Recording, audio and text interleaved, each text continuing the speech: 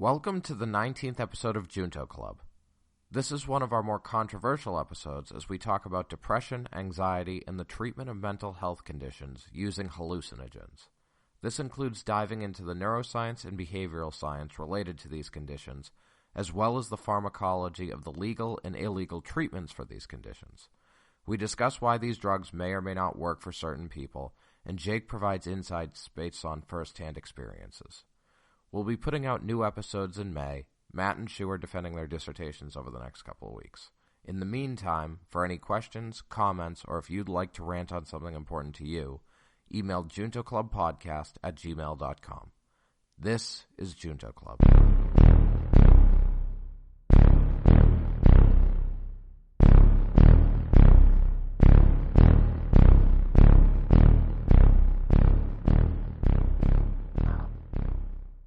Junto Club. Welcome to episode 19, or meeting 19 of the Junto Club. So the Junto Club is an idea hatched by Shu, where we're supposed to discuss, or we're drawing inspiration from Benjamin Franklin's Junto Club. Started when he was roughly like 30 years old, and he would discuss issues of the day, politics, philosophy, science, and other things that interested him with friends in an effort to better understand themselves, better understand the world around them, and improve themselves. So we're trying to improve ourselves here. Michael, Matt, and Shu are the regulars. Jake is now JC is now a pretty regular guest. And meeting 19, our main topic is like your brain on drugs, specifically how could psychedelics help with mental health? So, and Shu, I guess, is going to start with a quote. Usual. But before I go there, I say you're talking about improvement. I feel like your intro need huge improvement. Oh, boom. Yeah. The critique comes out. I got my second vaccine today, so. Oh, really? How's that? Yeah, well, I'm low energy. It was also a long day at work, but. Okay. Yeah, watch out, because blood clot, right? Which vaccine you getting? Oh, Pfizer. I'm not. Pfizer, Johnson, that fucking bullshit. Okay. I mean, I thought people were saying that, Pfizer might have cause blood clot as well, but of course Pfizer say no, that's not the case. But so far the mRNA ones are good as far as I know. Yeah, that's like the top tier vaccine. If you can't get the mRNA, you got to settle for like old school stuff. What's mRNA? Oh, mRNA. Okay. Yeah, the Moderna and the Pfizer are the new type, the mRNA. Oh, that's not technology they're talking about behind the vaccine, mRNA. Okay. What about Johnson & Johnson? What kind of technology? They are not using mRNA? No, they were the ones who were using old fashioned, like the viruses or like pieces of dead pieces of the virus are introduced to your immune system rather than like the messenger RNA that like builds the antibodies. Oh, okay. Builds the spike protein to trigger antibodies. Yeah. Okay. So how'd you feel? Well, I mean, I feel okay. I'm just honestly, it was just like I literally got out of a meeting at work at 5:58. So I'm just okay. So yeah, some of my relatives but they're older. They got it and then they have cold sweat for a couple of days and have a really bad cold or something. Yeah. Right. Yeah. No, I've heard that. I mean, I've heard the second one can be bad, but I mean, so far, the only thing I've noticed is just being tired, and that could just be because I sleep horribly. So. Okay. All right. Then your bad intro was excused. That's right. No, I should have been looking at the script we have prepared, but I just tried to wing it. That's good. I think winging it's better. Just maybe occasionally refresh so that you kind of have some of the structure in your head. But yeah. All right. So cool. All right. per tradition, let's start with a quote from Benjamin Franklin.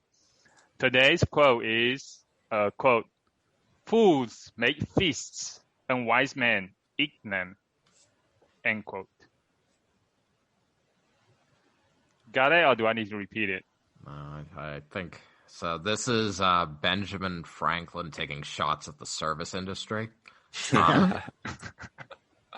Perhaps. Yeah, my first thought was this kind of sounds negative towards our pal old Ben, because it's like, I don't know, it almost sounds like, the people making feasts are the ones, doing something, building something up. And he's kind of saying like the smarter people just like, use and abuse those who like build society. I don't know. That was my first interpretation, but maybe he just means, how they say like a fool and his money are easily separated. Maybe it's something like that, where like in a more abstract sense, he's just saying like foolish people kind of set up issues for themselves, and then smart people exploit it. Anything from you, Jake? Yeah, I'm thinking kind of on with Matt with that a little bit, or maybe it's just also a little bit more like cynical, right? Being like, yeah, the smart people are the ones that are just going to exploit and take, and you're foolish if you try to make the feast, I guess, kind of, maybe it could be a little cynical, but I kind of like where Matt's going with it. So Matt, you were saying, what's the other quote similar to that? Fools and their money are quickly separated. Oh, okay. Or easily separated. It's something like that. It's an old saying, and that's one way it kind of could be interpreted. In this case, the money is the feast. Okay. Okay, yeah, kind of makes sense, because I think like some people, and I try to maybe showing off or do a lot of stuff and they're extra fancy. I don't know, and then maybe try to do extra stuff that doesn't. So instead of making a meal, right, regular meal that is good for you, is try to make a feast that shows off or something, right? And then wise men just like people just come to the feast and just eat the feast, right? Instead of yeah. So, yeah. But yeah, I think I that was similar to I think your interpretation as like why the fools and their money are soon parted, right? So yeah. All right. I feel like this one's unusually ambiguous. Like it really could mean a few different things. Yeah. Right. Classic Benji. Are there any more context around these, or is it just like a bullet point list of like individual sentences you're drawing from? This one, no, because I'm getting all these from his book. What's that called? Paul Richard's Almanac, right? So he has these quotes in there. So yeah, there's no context around it. But yeah. Okay. Anyway, so next up, any small topics that we want to go over? You want to talk about news, mini topics? Well, the hot news is the blood clots, right? I feel like that's the only kind of big thing lately. What Johnson & Johnson they pulled it, right? They stopped giving it to people, or did they just stop recommending it? At federal facilities, they're not giving it, and I think they've recommended that other facilities stop giving it. I think it's more like the government, the CDC, say, hey, we should not give it. Pause it for now. Yeah. Yeah.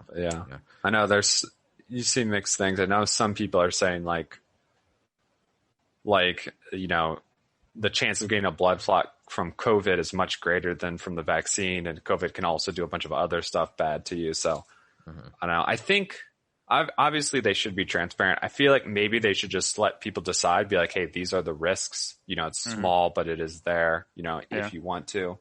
Right. Well, but I guess I was just going to say there's already the risk of an allergic reaction or something. That's why you had to sign the consent, you have to sign the consent form and everything beforehand. So. Okay. No, all right. I haven't heard much else news-wise this week. Yeah. Doggy coin. Oh, what? Like the crypto, like Doge or Doggy coin or whatever it is. Oh, Dogecoin. That went up, right? Yeah, it's going to the moon. Has it going up that much? It's news now. It's quadrupled in 3 days. Wait, how much Dogecoin did you have, Mike? a couple $100. So, Oh shit! yeah, What you mean, so- couple $100 US? Yeah. But how many Dogecoin do you have? Oh, like 10,000. Wow. All right. All right. So if you go up to $1 per coin, you're gonna have $10,000. That's correct. So, All right. You did it. Make sure your home address is not public information. that's right. Yeah. No. Yeah. So do you know why Dogecoin gone up quadruple like yesterday, a couple of days ago? I didn't. I mean, no. I assume it's just because the internet decided to like make it go up. I mean, So like, Elon Musk and Mark Cuban are yeah. supporters. So the reason is actually there's a big event happened on Wednesday, which is something called Coinbase, which is it an went exchange. public. Yeah. Yeah. It's a Coinbase, the first crypto, almost like crypto exchange you can buy, and he basically went public on Wednesday. I think that's why he actually gave these cryptos a boost, basically. Right. Mm. Yeah, it's valued at like $100 billion or something, which is ridiculous. hmm But but no, I agree. It was a slow news week otherwise. Yeah, it's really strange. Like what had on his money come from? Because we just went through pandemic, and then it's like the market just doesn't give a fuck. Just like pile all the money into investing, right? Everything is going up, almost like bull market again. So. Well, there's been a lot of stimulus, right? And more spending from the government to keep the economy going. But I think at least some people, I mean, obviously the more stimulus, the more inflation there's going to be, right? Like, and we haven't seen anything outrageous, but I would expect more investments now because more people are like, oh, holding money is going to be worth less. I should need to invest in something to like maintain my value. Okay. That makes sense. Sounds good. All right, I do have a question for Mike and it's for Jake too, because last week you mentioned DMX, right? Now he died or something. He was in coma. Oh yeah, he died. Right, Yeah. and then the day later, his news about him is everywhere, right? Mm-hmm. I know he's a rapper, but I don't understand why it would. I guess I don't understand his significance. So maybe you guys can explain it to me. I think he was just a very popular rapper. You know? Right. Was, Yeah. No. I mean, did you guys enjoy his music? Yeah, I liked him. Huh. I mean, I'm familiar with. Like, I think I've heard his hits. I did not go deep with DMX. Yeah. But, Oh, okay. so. Yeah. I mean, you guys mentioned it. I thought maybe you were like huge fan or something. I mean, I feel like our generation, like, I mean, even your generation, like he was a pretty important player in like what, late 90s. Yeah. So I mean, there were a lot of. I guess he had an influence over a lot of people. So it's like a lot of the shows I listened to and a lot of the people who are around my age were devastated, by what happened. But, I was never, like, I can't say I was ever really a fan. So it was just like, oh, that's too bad. Okay. Yeah.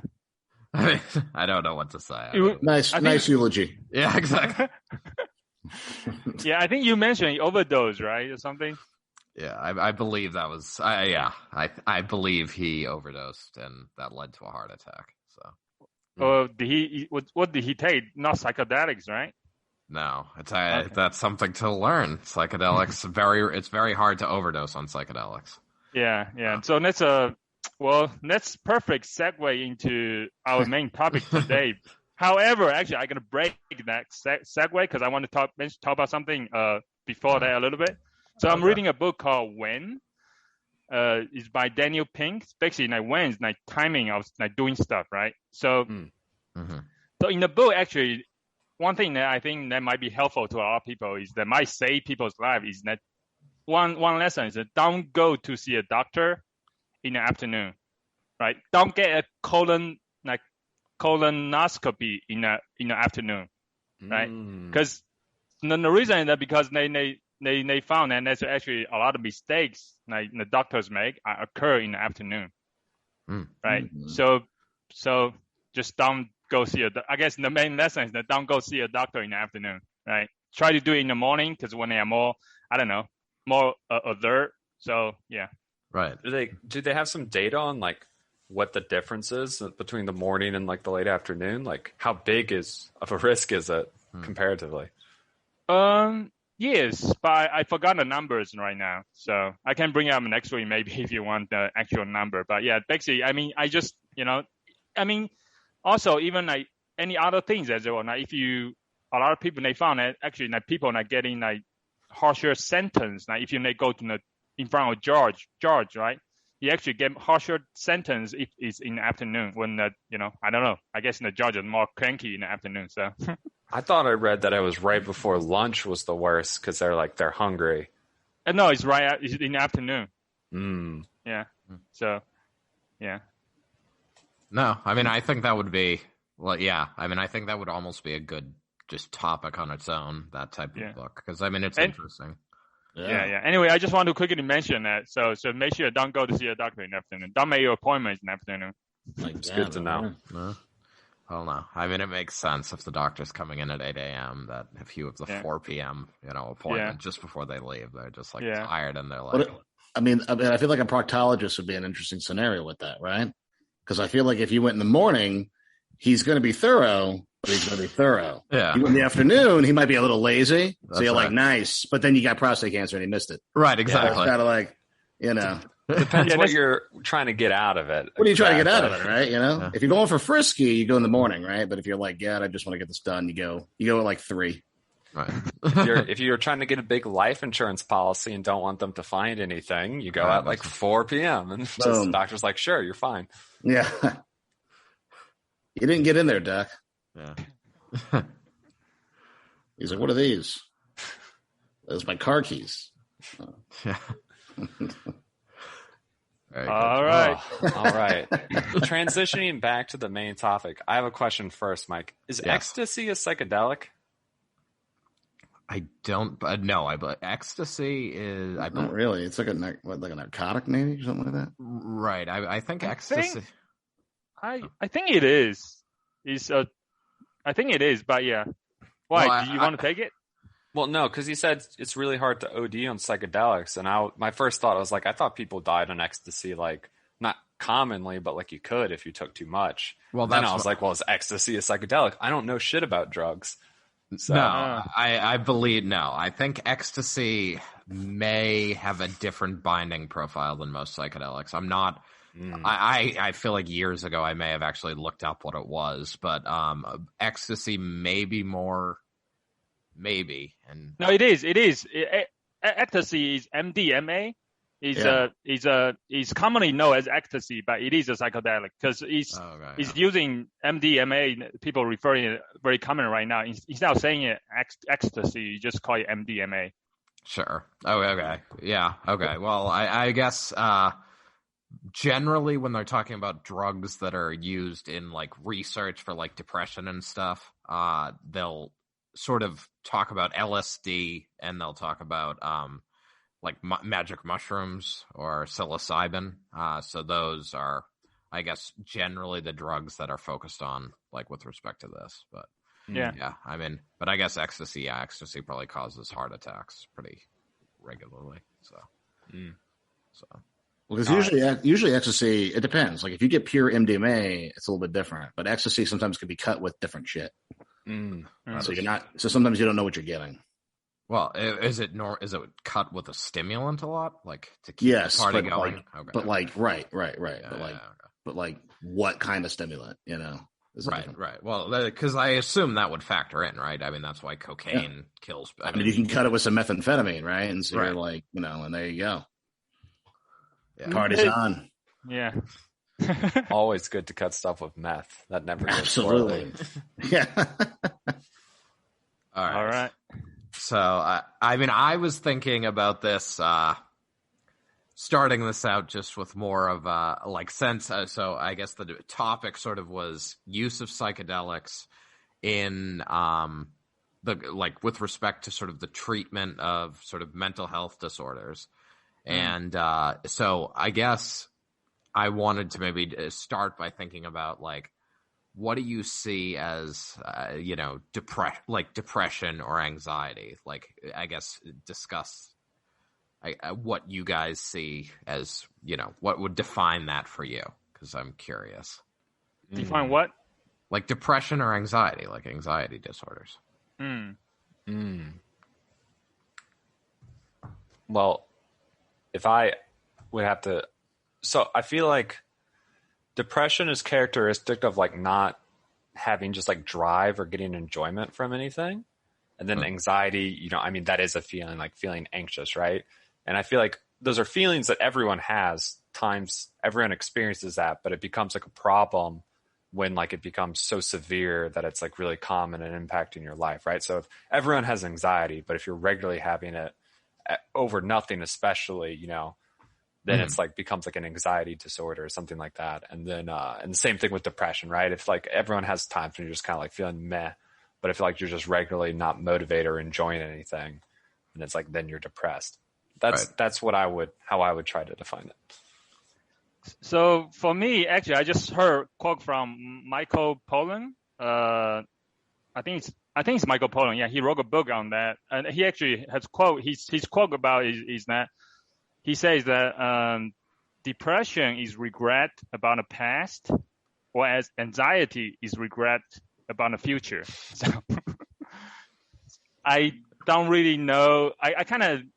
I'm not sure if I totally like see what he means, but anyway, so let's I just want to relate that. But to me, I don't know, I feel like depression and anxiety I'm not sure if they are very,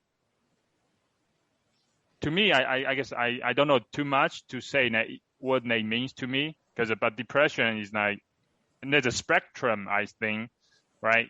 From minor depression to big depression. Whereas for me, I think personally, during the PhD career, I guess I feel like a lot of times I feel like, oh man, I just like feel like a failure, right? It's like, is that a depression? Like, is that sometimes I feel like, oh, maybe it's better like I'm dead right now, right? So sometimes I've had a feeling, but I never have the feeling that, oh, I want to kill myself, right?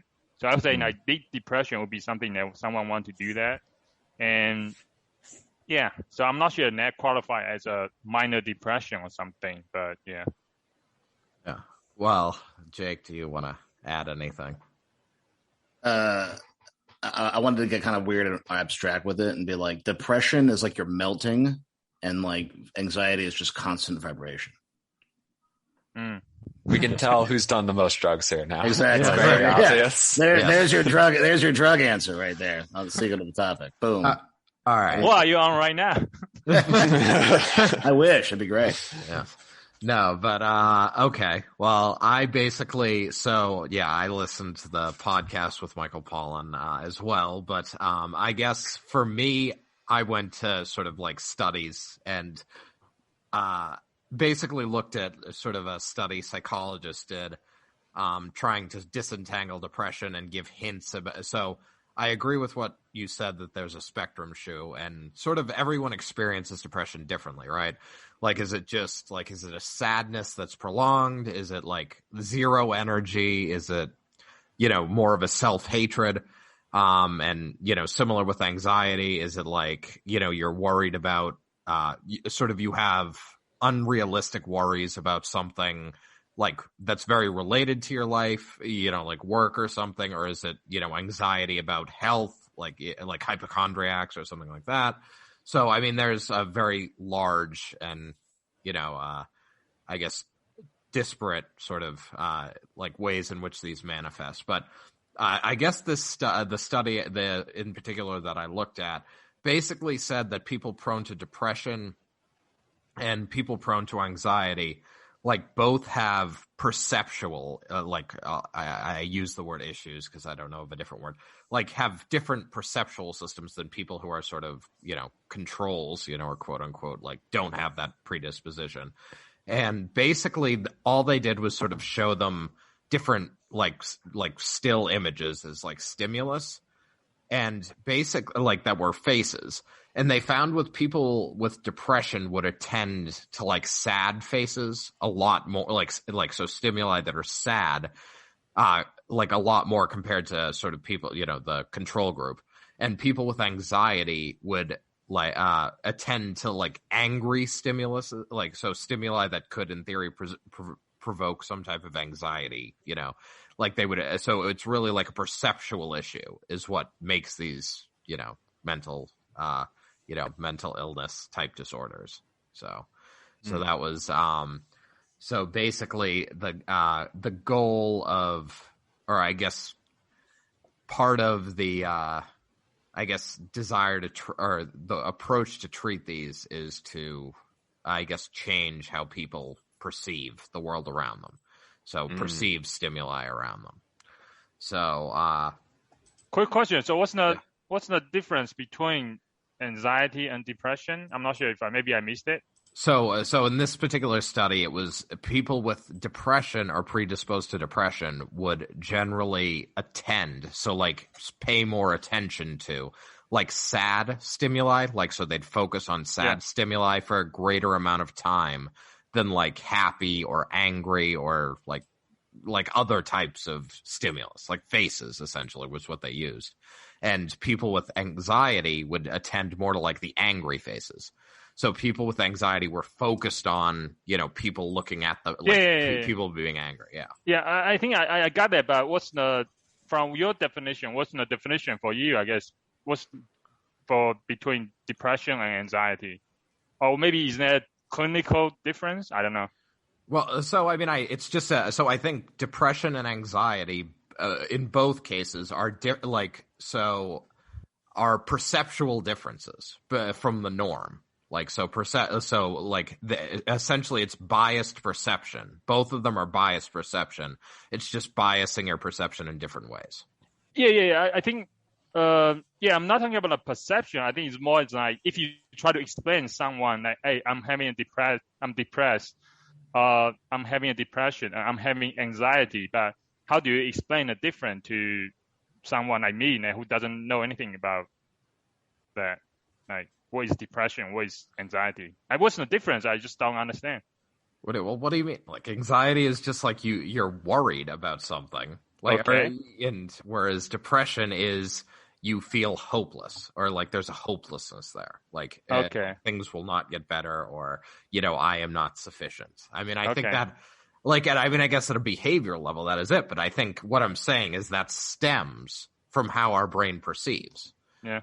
I mean, that's something that I think in the podcast you recommended was absolutely lost. Like, gotcha.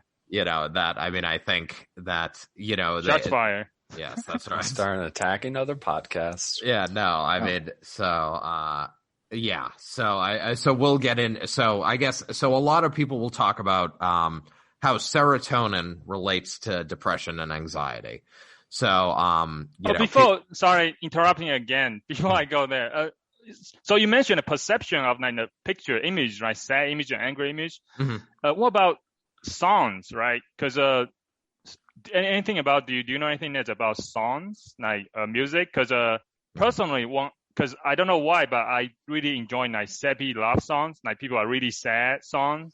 Like it just made me feel so good. Like, I don't know, just enjoying listening to it. But I don't really like happy songs as much.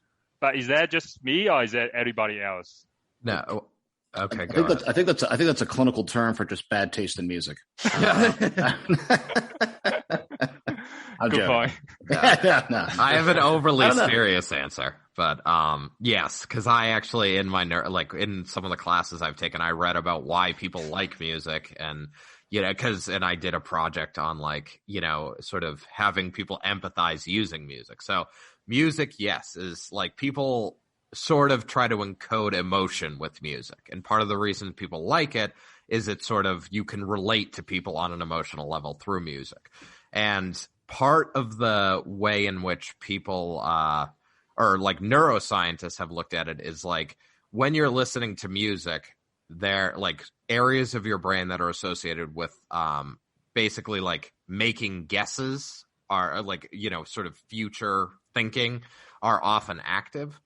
And when the patterns you're hearing in the music match your expectation of those patterns, you're often going to get like a dopamine hit. So basically, I guess those songs are sort of the, those songs like, I guess, mesh with, like, those songs speak to you, to put it in a more like typical way. So so the patterns those songs have are patterns that you're able to like anticipate, and like you get the reward. So I see. So I have a sad love lives. That's why I resonate with sad love songs. That's what he's saying. Yes. I think that's what he's saying. Yeah. Yeah. No. I mean, it's yeah. To a degree, yes. So I mean, yeah. So the mood you're in. That's why a lot of like you'll listen to a song at one time in your life and you'll be like, oh, I love that song, and then you'll listen to it like a year later and you'll be like, I don't really like it's less relatable, or I mean, to some degree. Okay. So yeah. So in any case, depression and anxiety, people link it to like a serotonin deficiency, right? Like like everyone's heard of like SSRIs at this point. So serotonin, like signaling molecule in your brain, neurotransmitter. Like people are like, oh, you don't have enough serotonin. And so like you go on an SSRI, and people are very like often just like, oh, why don't these work? Or like, why don't these improve my mood like immediately, right? And basically that's because, so as we talked about, like depression and anxiety are basically conditions that are caused by like a bias in perception. And so basically so SSRIs are just going to increase the amount of serotonin in certain areas of your brain.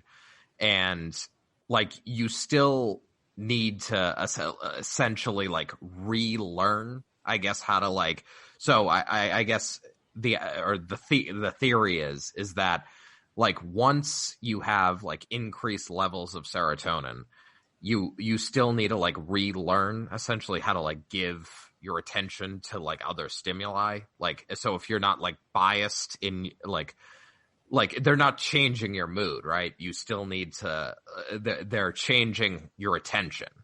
So if you were previously, like if you were predisposed to depression and you were largely focused on sad stimuli, like it's not like you take this and it's like, oh, now like I'm happy because like I took a pill. It's like, it's more just like, oh, I'm like over time I'm getting like my mood's improving because I'm less focused on like sad things around me or sad aspects of my life. So it can take like time for that shift to happen. So that's why a lot of people like say like, oh, like SSRIs will not work for people, or people will give up on them because it's like, it takes time to sort of make that change happen. And obviously, as we've talked about, like depression and anxiety, like, they manifest in different ways for different people. So, the brain is a complex thing. So, like, yeah. So, I mean, depression has been associated with like whole brain effects. So I guess enter in like hallucinogens or psychedelics. So psychedelics will, like, their chemical composition mirrors serotonin. So their chemical composition essentially allows them to bind to certain serotonin receptors in the brain. Quick question. What is serotonin? What does it do? So, I mean, it's just a neurotransmitter, so it's a signaling molecule. So, like, essentially, like... does it make you happy or unhappy? I don't know. What does it cause you to feel? I mean, it's not necessarily cause you to feel. Like, so dopamine is, like, the one that's, like, oh, the reward center of your brain is a dopaminergic system, like, dopaminergic, like, heavy area. So, I mean, that's why people say, oh, get that hit of dopamine, because, like, that dopamine is heavy in that particular area. Serotonin. So this is sort of why. So people talk about how you have like trips on acid, right? And you have visual hallucinations. So serotonin is like, there are serotonin receptors that are very dense in like the prefrontal cortex of the brain. But it's really like all the way through the brain, like all the way back to the occipital lobe, which is like your vision system, which is in the back of the brain. Okay. So basically, like, so you can have visual hallucinations on LSD and stuff because essentially, like, I mean, the LSD has a chemical composition that allows it to bind to and like cause neurons to fire in your vision system too. So it's, so it can create like excitation in the visual system. So serotonin is something that creates excitation in your visual system? Is that what? Well, no, it's a signaling molecule that's across the brain. So, I mean, serotonin like can cause neurons to fire in your prefrontal cortex too. Or, I mean, there are also like, I didn't want to get too much into neuroscience. Okay, so what's the relation between serotonin and depression then? I guess. So, I mean, I don't know that we have a conclusive answer, but I mean, it's sort of what I just talked about. Like, if you, like, so in people who are depressed, they've found like basically hypoactivity and sort of like less dense connections and like less brain mass and all that type of stuff in like areas that are dense with serotonin neurons or serotonin receptors, I should say. So so I mean basically like there's a correlation between serotonin and like depression, anxiety, but how like the mechanism by which that like why the lack of serotonin leads to these things, I don't know, is fully explained yet. So is SSRI you mentioned earlier doing something with serotonin?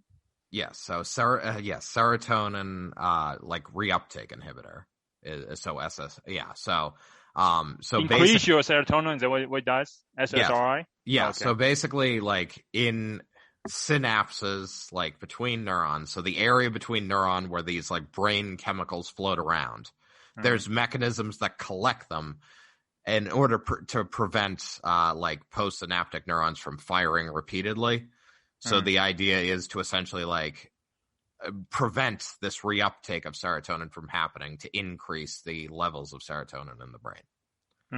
And I mean, with depression, there's like like with newer generations of drugs, there's like all types of there's like we'll have reuptake happen for certain types of serotonin because there's like different subtypes of serotonin, but we'll target like very specific subtypes, and there are different results, and different people get different results depending on what their condition is.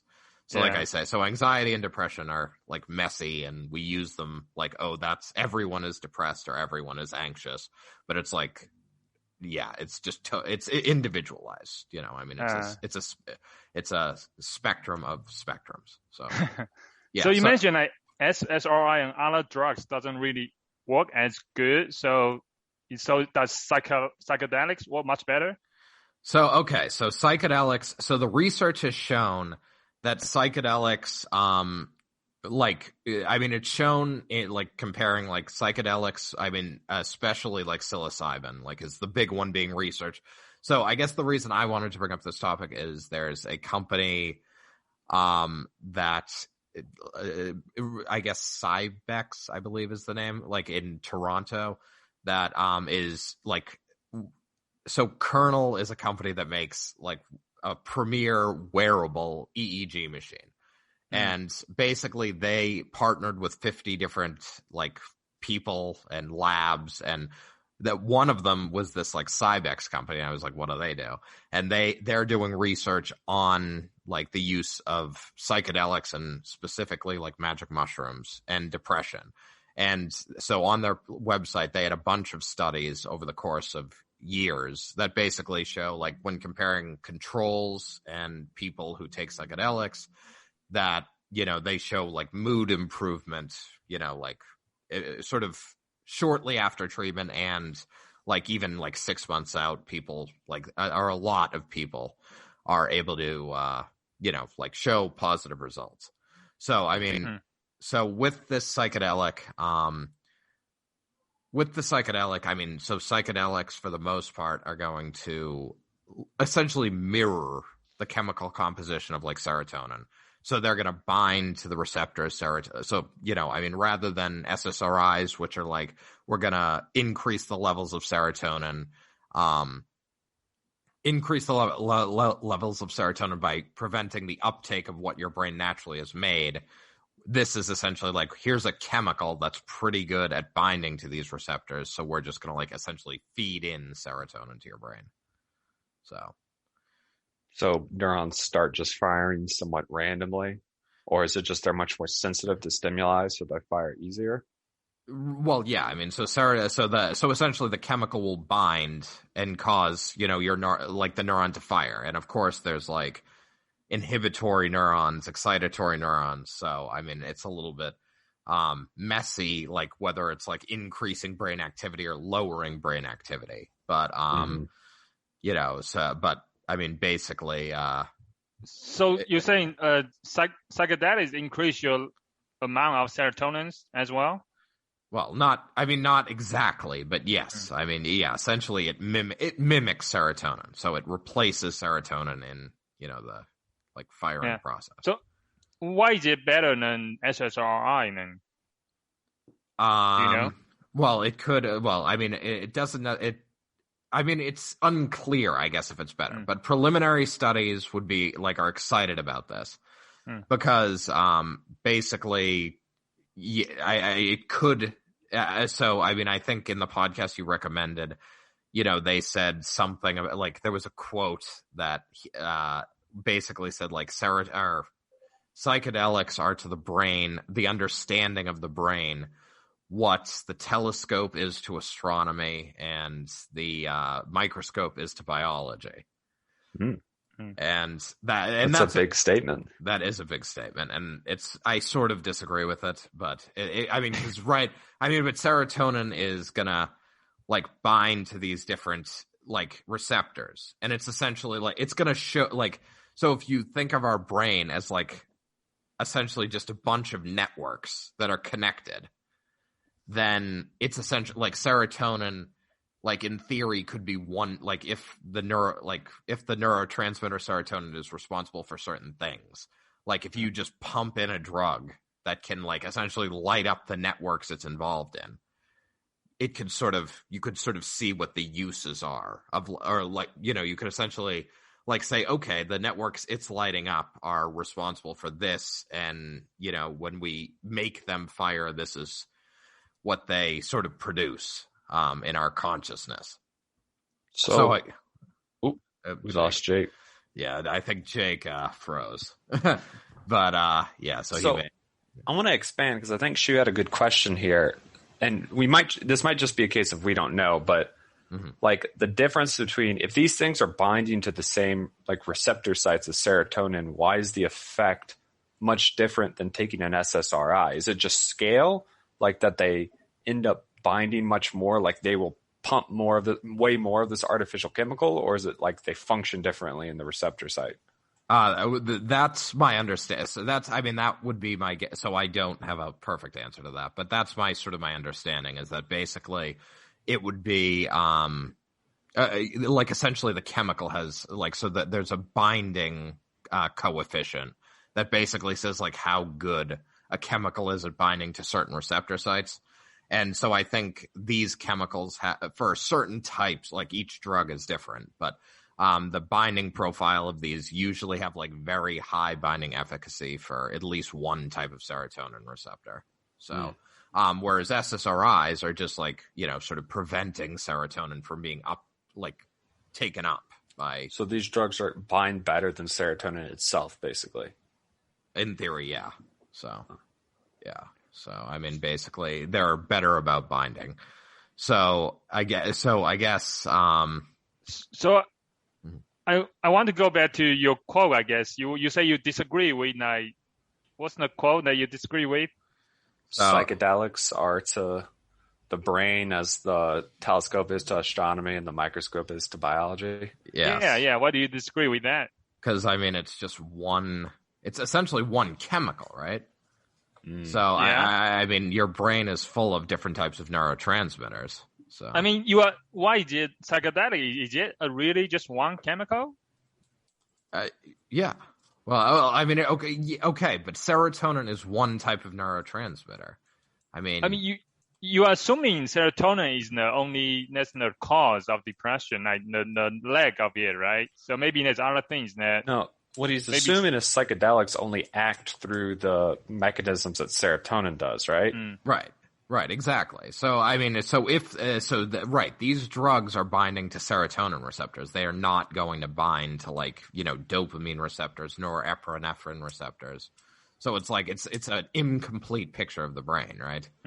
And I mean, I think, and that's something like obviously the telescope lets you observe. I mean, I guess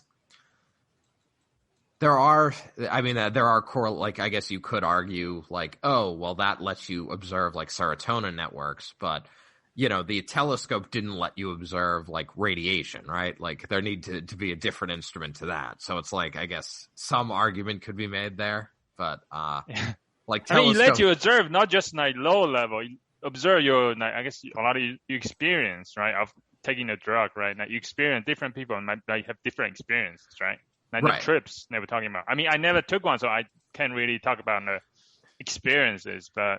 Right. No, I mean, I basically just wanted to like give like, it went longer than I planned for, but, basically like, okay, depression, anxiety, like basically a lot of people associate it with like less serotonin.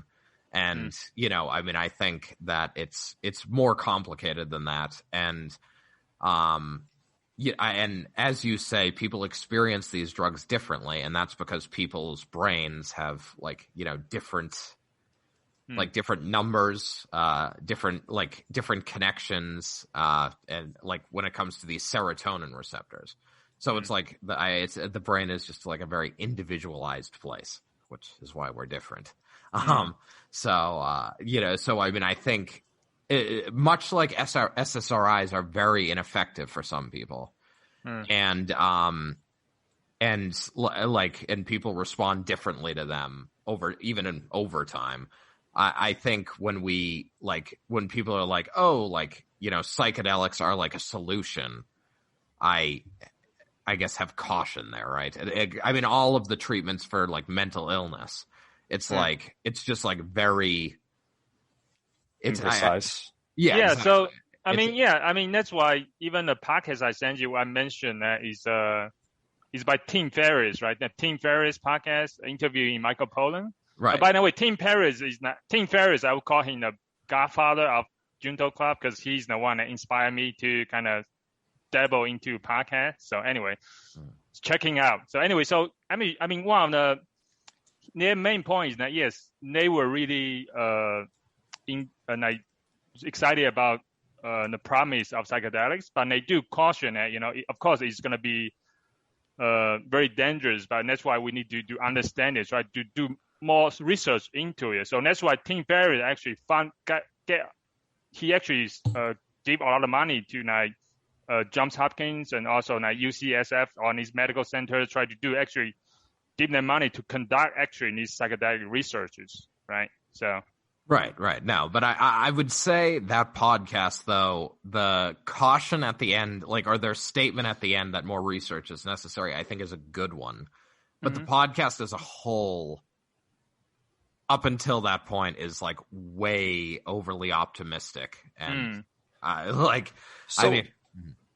what can we, before we dig into any more details, can you give me like your summary final statement? Because you talked a lot of this, but so do you think psychedelics could be useful as like a better SSRI, like a better replacement for SSRI, or is it just we just don't know yet? Like what do you think is like the summary here?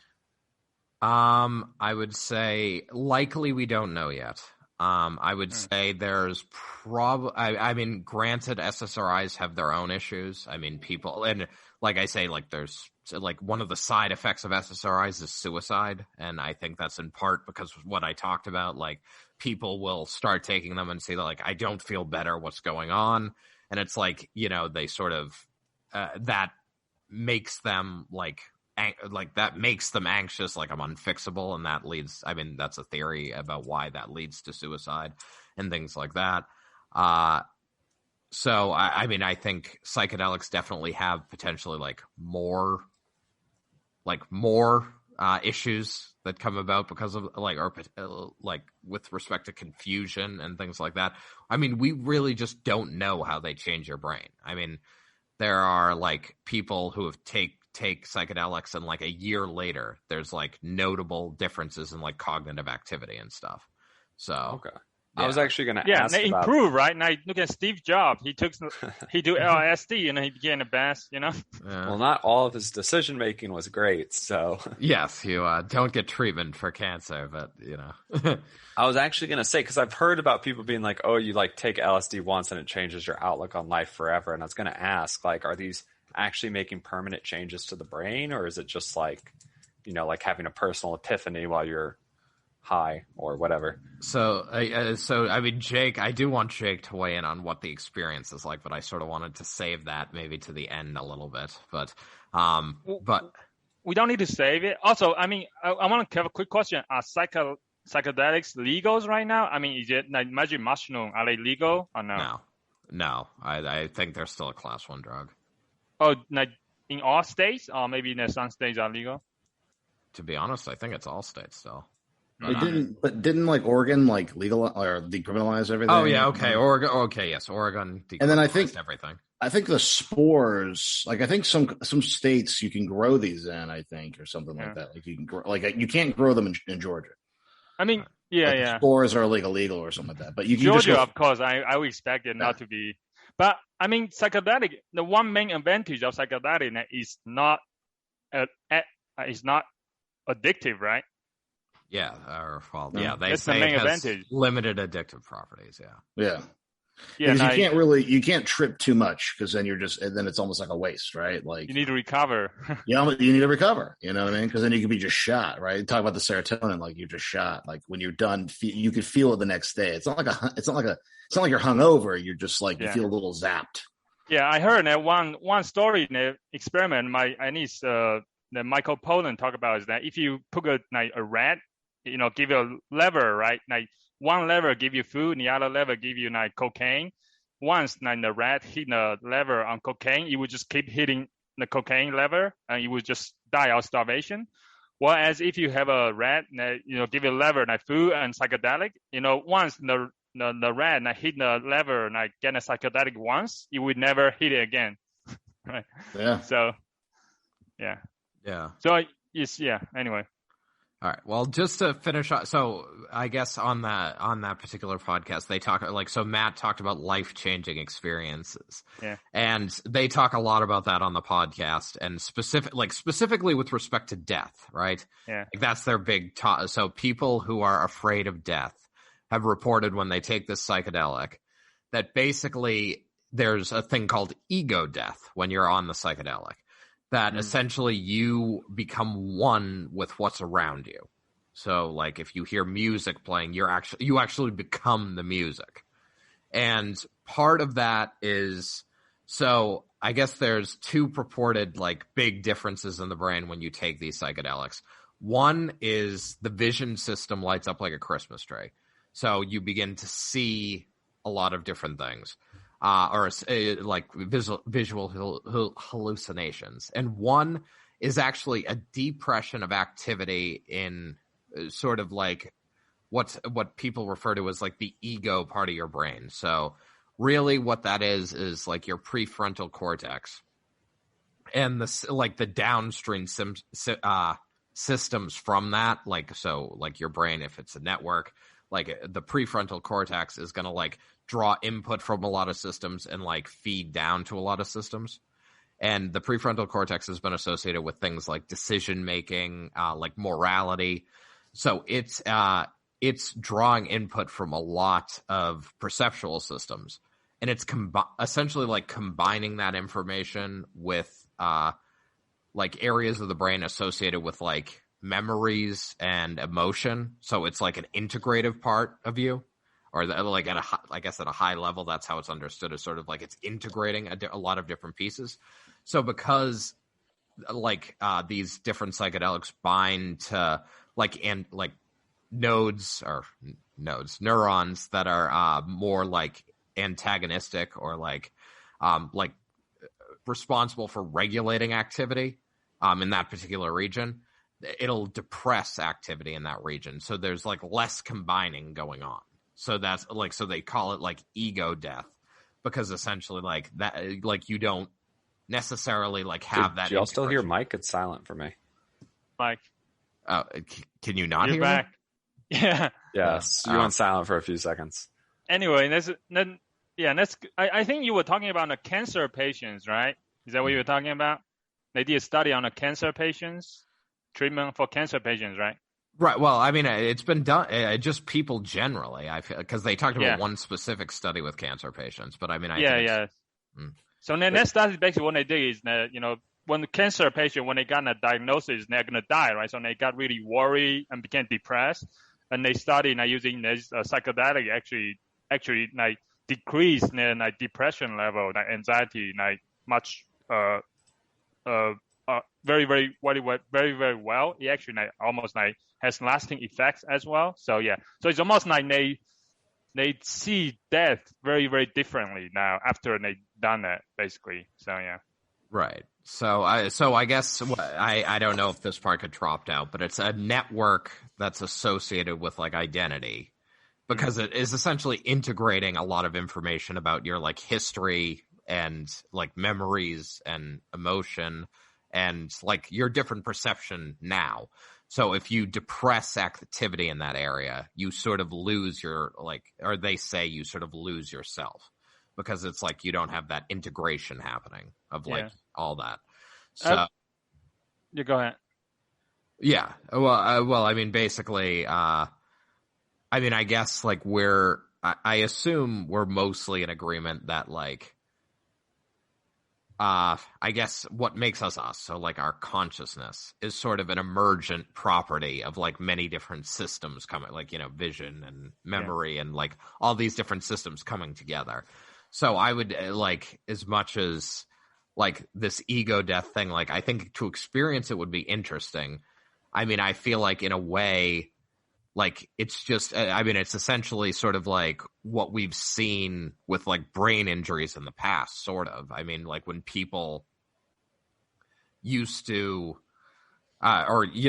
people were, what's this? Phineas Gage had a rod go through his head and his prefrontal cortex was essentially lopped off.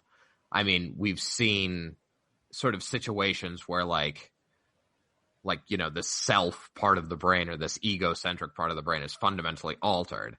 And, is that yes, you are different, but that's because your brain is literally physically different. So I don't necessarily see this as I don't know, changing anyone or how would you change yourself, right? I mean, a lot of time we are changed by our experiences, right? Something happened to us. That could be a trauma, right? Or could be, it doesn't have to be a brain damage, something, cut off a chunk of your brain to change you, right? So most of the time we are changed, just talking about our opinions, right? We opinion political issues, we are changed by our emotions, right? Sometimes there's something experience that happened to you. Maybe there's someone, you got robbed in a gunpoint or something, right? Or you have something that happens to you, right? Experience that you really experience that really change your mind, how you think, right? So I think one point, and it's from what I get from psychedelics, what it does, it actually create experience, right, in your mind that you see things kind of differently. I think one example that they give, Michael Pollan gave, is that for smokers, psychedelic can be used to treat addictions as well. So one thing he talked about the smokers, right? So smokers, when they took these psychedelics, they actually, after they took it, they have experienced something that see things differently, and then they feel smoking is really stupid. But I mean, they know this before, right? Smokers, they know, they get on his message of smoking is really bad for you. It's gonna kill you, gonna, make you breath, give you lung cancer, right? I guess rationally, they understand, they know that, and they understand it, but they just never receive it somehow. But after they took psychedelics, when they have that experience, they see something that actually caused them to see that message completely different. And I say, oh yeah, after they took it, they realize, oh, this is really, really stupid thing to kill myself by, giving myself lung cancer. So it's just that to me is very quite interesting. I feel there's something, it gives you So basically, like our mind are kind of changed by experiences, right? And then psychedelic is almost like it's a way to create your experience. Maybe you can visualize it in your brain, but you don't really experience maybe in reality. But you almost like create an experience in your mind that can do a lot of stuff for you, like change your mind. Of course, it could do bad things as well, right? So yeah. Right. No, I mean it's true. I mean we're shaped by our experiences, but I guess. Like, I guess I struggle because a lot of people talk about this in a spiritual way, right? Mm-hmm. And it's like, I mean, the visual hallucinations are just caused by the chemical. I mean, the introduction of the chemical. So it's like, I mean, I think it's interesting from the perspective of like deep neural networks will sometimes have like, you know, psychedelic like images that like are produced from them. Like if you look at like slices of deep neural networks, like and like what they learn to pick out. So it's like when you're on psychedelics and you start seeing like faces and things around you or something like that, that is literally just like the chemical causing like neurons that are like associated with like finding faces to like fire. I mean, so it's like, I mean, it's interesting from that perspective, but I guess like the spiritual nature of the images, like and how people talk about that, like I sort of get like a little bit thrown off by, but what you're talking about there with the smokers, I think is interesting because it's like when people say they become one with music or one with something around them. I mean, I can certainly appreciate how that would change you in like, you know, like I'm seeing the world for the first time or like I'm seeing the world in a different way or I'm hearing the world in a different way.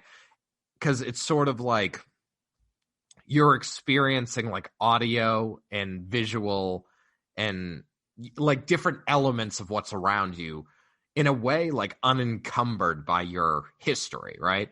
So previously like you know, a smoker would be like, you know, like they would, I guess, like you could see evidence that smoking is bad for you, but you're constantly like, but that's always being filtered through your memories of like smoking and like the joy it gave you or the relaxation it gave you or whatever it gave you in the past. So now this is more seeing like you may be seeing the world around you without like the past connected, like, or the past, like, I guess, inhibiting you from like appreciating what that means. Mm-hmm. So yeah. So I mean, I think that's like, I can appreciate how it like gives you an experience, like experiences without sort of that, you know, that bias of the past or something like that bias of, you know, the different senses and history being merged. So are you a skeptic of psychedelics?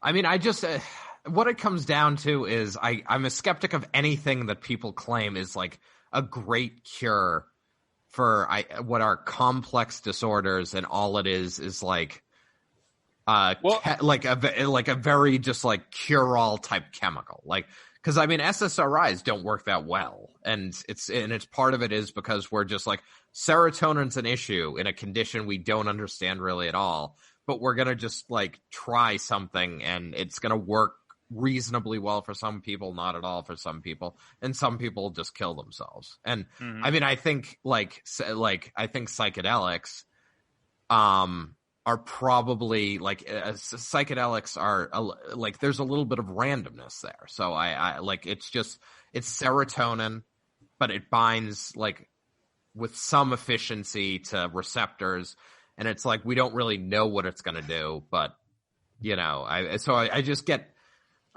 I'm until the research is done, like I'm a skeptic because I don't think they're going to work well for everyone at like who have different types of depression and all types of stuff. Enough of this nerd shit, okay? Yeah. Let's bring in the real expert, Jake, here. Yeah, Jake, no, I mean that's I want to know first: have you experienced ego death? I find that an interesting idea. I mean, in the aspect if you know, I never really heard of it much until like fairly recently, you know. And I mean, like even doing like this kind of stuff when I was younger, never really heard of something called ego death. But in terms of like when you're like, if someone's describing like you become it, you feel it, like yeah, you know, okay. Have I like been tripping and like listening to some awesome Pink Floyd or something like that, and you're hearing like David Gilmour soloing, and you're like, yeah, that's like hitting me in my soul, man. Like, yeah, you feel that, right? But am I coming out of it? it might change to such a degree. I mean, the aspect maybe it makes you just more like appreciative, maybe, but am I like, I guess I've always just known what it is. Like, I can't trick myself. Like, I'm like, I am just taking a drug. I know what it's doing to me. It's altering me for this length of time. I'm going to be feeling this way for this length of time, all because it's is happening is this is creating, the drug is creating it, and the things are filtering it. It's all coming through that. And then it fades, it's done. And then like, I'm here. Right. And I guess what I would take away from it that could maybe change your ego in a way is, I guess I say appreciation, right? Because if it's like what Michael was saying, that you can forget like your past, you're not thinking about it, but you can. I mean, that's why when people have bad trips, it depends on how you are going into it, right? If you're like, I am having a shit day, I'm just thinking negative in my mind, and you take this, you could have a bad trip, because then you're thinking, then that's when the anxiety could be worse, right? Because then you're like, and then you're not in control of your body, your mind's altered, you're freaking out, you want to get off the ride, but you can't, you can't sober up after you take these things. You know what I mean? Like, you just have to let them pass. I mean, maybe you could, I guess, like if you take SSRIs, like if you're on like those antidepressants, like you can't trip. Like if you take a shitload of acid while you're on those, like you would have to take like 10 hits for like one hit of effect on you if you weren't on those, because it messes with the receptors. Right. So, but in terms of ego death, I mean, I don't know. I mean, I take it when people talk about the spirituality stuff. I mean, I think, it's what you make of it, right? So some people, if they sit here and they take it and they want to get like, I want to be in a dark room and I just want to like feel it, and they want to get a little hippy dippy with it. Like, and if they feel good from that, that's then cool. Like me, I was always more recreational. I mean, I guess when I was younger and I did it, it was like cool to like experiment, and you're like, yeah, let's like free your mind and get in there, and you watch cool shit and you look at stuff and the lights or whatever it is, you put on like you put on what, not the Wizard of Oz, where it's like the Pink Floyd, it like mashes up with, Dark Side of the Moon or whatever like that. Dark Side of Oz, I think is what it's called.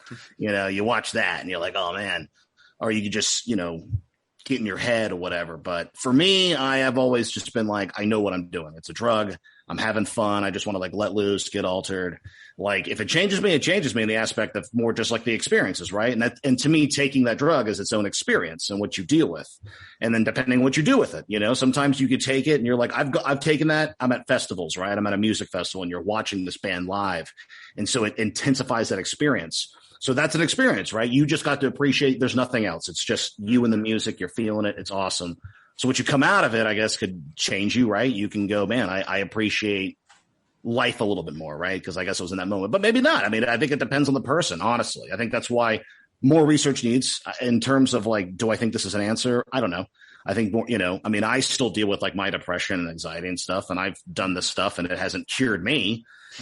So I mean, but I also think that those things like depression, anxiety, you never really cure. I think they're just always there. I just think you just get better at like dealing with it, per se, just to put it very simply. But I just think it's like demons, right? Like if we all have our demons, and maybe you can't get rid of your demons, but you can like learn to live with them and like manage them so they don't always. And that's when you have like, yeah, you're always going to have bad days and good days, but you try to have those fewer and far apart, right? Unless something happens in that day, like I got in a car accident or something bad or whatever, but in terms of like the clinical depression, I guess you want those fewer, farther apart where you're like those dips, anyway, what are you going to say? Sure. Yeah. I was going to say now, how did it change you in any way? Like I think you say more appreciative. Is that? I guess so.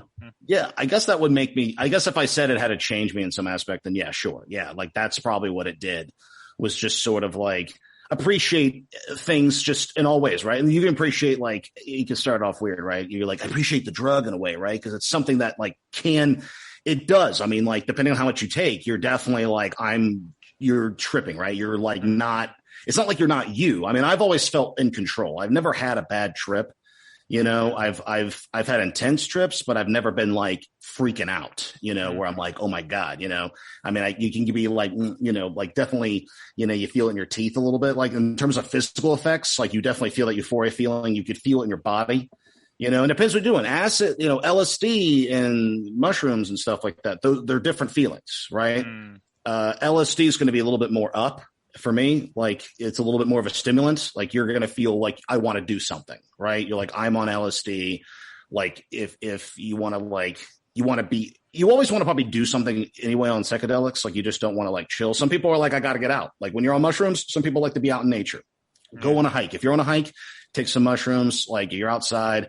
Usually you're going to be good, right? If you get in public, maybe that freaks people out, right? Like I've gone to bars, I've gone to Joystick before on like just tripping out on acid, and I like drank and I just was like, I was fine, but I could deal with that, right? I can be like at festivals and people around and I could just be in control and be okay. And even though I'm like, yeah, I'm feeling good. You're just like, yeah, you have like a smile. Like for me, like when you're on acid, you're like, I'm smiling. You're just like, I'm having a good time. This feels good. Shrooms are a little different. Shrooms, I can feel the same way, but shrooms are a little bit sleepier. Like when you take them, you'll like yawn a lot. You're like, ugh, you're like yawning, but you're not tired. You're just like, I'm yawning like a motherfucker, but I'm not tired, And so, but it's a little bit of I call it like a sleepy feeling, right? So sometimes I've known people have worse trips on shrooms than LSD.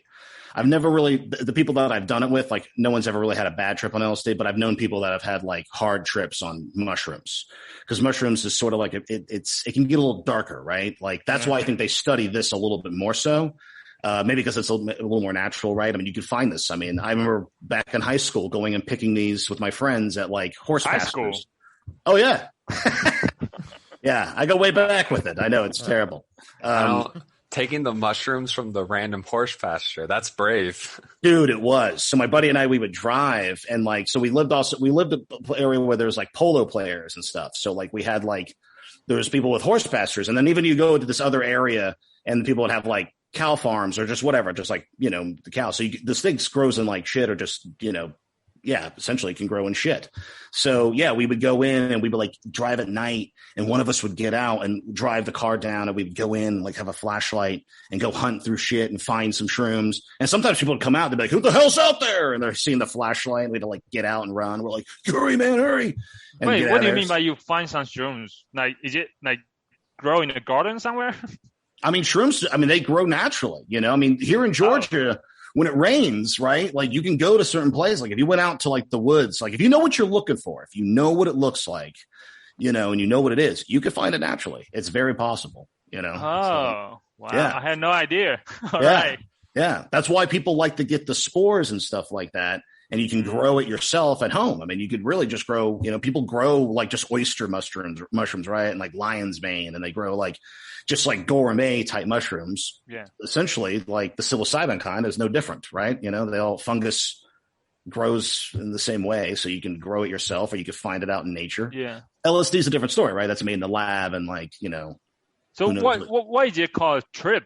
Like, because essentially like because LSD, when you take it, it's going to be about like 12 hours, like 10 to 12 hours. Like it's like all day, right? Like if you take LSD at like 7:00 at night, like you're not going to sleep. You're just not going to sleep.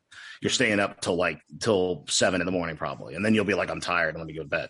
Mushrooms will last about like 6 to 8 hours. Sort of. If you eat them whole, if you're like, here's a mushroom and I'm going to eat it, but you can grind it up and make it like a tea, or you can make it like a powder or whatever. And just, if you do it that way, it'll hit you harder. It'll hit you faster, but it won't last as long. You'll probably trip pretty hard for like a couple or few hours, depending on how much you take. And so I guess it's why it's called a trip, is that you just it alters you, right? So, and I guess depending on how much you let your mind go with it, think of like hypnotism, right? Like, do you believe in it, or do people it's the power of suggestion almost, So it's like, here's this drug that's like, come on in, and if you go with it, then some people can like almost embellish it a little bit, right? But if you fight it too much, then maybe you're not enjoying it too much, and then that's maybe where you could freak out. So it's like a balance of like, know that it's all not real, right? But like, if you're out in nature and you're hallucinating, here's what you can appreciate. I'm out in nature. This is neat. I never noticed this stuff. I never got the feeling. It's a little hippy dippy. It really kind of is, but there's something to be said about it. I mean, to me, honestly, if it's hippy dippy, it's kind of like, if it's almost like you're fooling yourself, let's say, but if it changes you to appreciate and be a better person for yourself and to others, then I'm all for it, honestly. Then to me, that's 100% positive. Do you think what do you think about the smoker case we talked about earlier? When the smoker, once they took it, and they understood the message a little bit completely different. What do you think about that? I think that's on to something for sure. I think it's possible that maybe they've did it in the taste, right? Because it's sort of like when you're hallucinating too, like, you know, your senses change. It's like some things can become more intense or less, whatever. It's just, so maybe you're like, that smoking's gross. And yeah, you could think about it, right? So here's a weird, funny example. I went on a bachelor party with some buddies up at the Poconos in the mountains and stuff. And so one dude brought some LSD, and so we took them and stuff, and we're all tripping. And anyway, like later on, and also you don't really want to eat too. So here's some physical effects when you take stuff. You don't really want to eat. You're not hungry. Like, you know, shrooms can make your stomach, they can both make your stomach feel a little wonky a little bit. Mushrooms will mostly, because you're ingesting this, like, you're kind of poisoning yourself, right? LSD is like droplets on a tab, and you're going to put it under your tongue, but you're going to kind of feel a little bit in your gut, but nothing too crazy. Mm-hmm. That's why if they, you know, you can like smoke some weed with it, right? And that'll like settle your gut. But,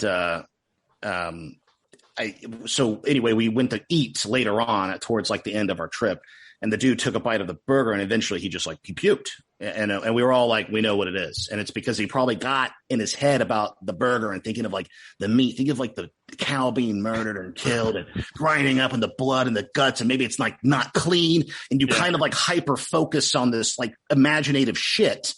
And then he like got sick from it. He psyched himself out from it, and he puked and couldn't finish. I'm like, this, even it's like not that enjoyable, because it's a different, like, it's one thing if you're like, man, I'm really stoned from smoking a lot of marijuana, you're going to be like, that burger's the bomb. But if you're like, I'm high on acid, like, this means nothing, you know, like that. I can eat that burger and it doesn't even really, it's just kind of whatever. So, did he become a vegetarian afterwards? I don't know. He probably didn't, but, you know, because he was probably like fine, realizing like, oh yeah, I just got freaked out, man. No big deal. You know, but I think with the smokers, it's a bigger deal, right? Like that's hurting your health. It's gross. Mm-hmm. And so I think they probably like think of it that way, right? They finally see all the shit. And like what Michael had said, like maybe they're repressing what makes them want to smoke, right? Like you're like, I'm stressed. You only smoke this or that. So like it just suppresses those things.